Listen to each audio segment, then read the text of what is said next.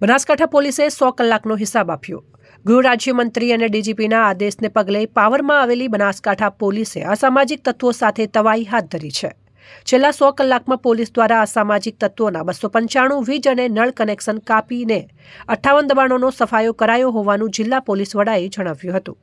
ગૃહ રાજ્યમંત્રી અને ડીજીપીના આદેશ બાદ જિલ્લાના અનેક અસામાજિક તત્વો જેવા કે પ્રોહિબિશન, દહેજ, શરીર સંબંધિત ગુનાઓ, ચોરીના ગુનાઓ, ક્રિકેટના સટ્ટા, ચોરી જુગાર અને ખનિજ ચોરી સહિતના ગુનાઓ સાથે સંકળાયેલા હતા, જેઓની યાદી તૈયાર કરાઈ હતી। અત્યાર સુધી અસામાજિક તત્વોના ગેરકાયદેસર 295 નળ અને વીજ કનેક્શન કાપવામાં આવ્યા છે। 58 જેટલા ગેરકાયદેસર દબાણો પર બુલડોઝર ફેરવીને તોડી નાખ્યા છે। હજી 583 જેટલી જુગારીઓને આઈડેન્ટિફાઈ કરીને મામલતદારને રિપોર્ટ કરાયો છે। જે પણ ગેરકાયદેસર હશે તો તે પણ તોડી પડાશે તેવું જિલ્લા પોલીસ અધિક્ષક અક્ષયરાજ મકવાણાએ પત્રકાર પરિષદને સંબોધતા જણાવ્યું હતું।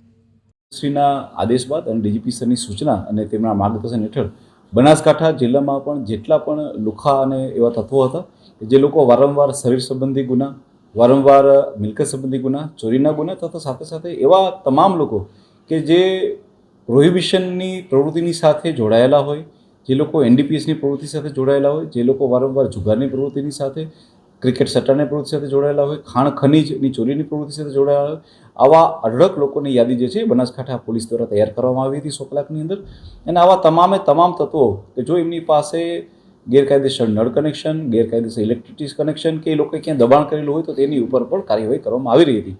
બનાસકાંઠા પોલીસના તમામ સ્ટાફ અને ખાસ કરીને બધા જ પોલીસ સ્ટેશનોએ તથા એલસીબી અને એસઓજીના સ્ટાફે સાથે મળી અત્યાર સુધીમાં 265 જેટલા આવા ઇલીગલ કનેક્શન કે જે ઇલેક્ટ્રિસિટીના હોય કે નળ કનેક્શનના હોય એ લોકોને કાપી નાખવામાં આવે છે। એ ઉપરાંત અલગ અલગ જગ્યાએ આવા લોકોના જે દબાણો હતા કે જે આઈધર કોઈને કોઈ સરકારી જગ્યા ઉપર હતા કે બીજી કોઈ જગ્યા ઉપર માત્ર દબાણો કરેલા હતા, એવા 58 જેટલા દબાણોને પણ જમીન દોસ્ત કરીને બુલડોઝર ફેરવીને મિફ્રી કરવામાં આવ્યો છે। આ સિવાય હજી બીજા 583 જેટલી જગ્યાઓને આઈડેન્ટિફાઈ કરી મામલતદારશ્રીને રિપોર્ટ કરવામાં આવ્યો છે।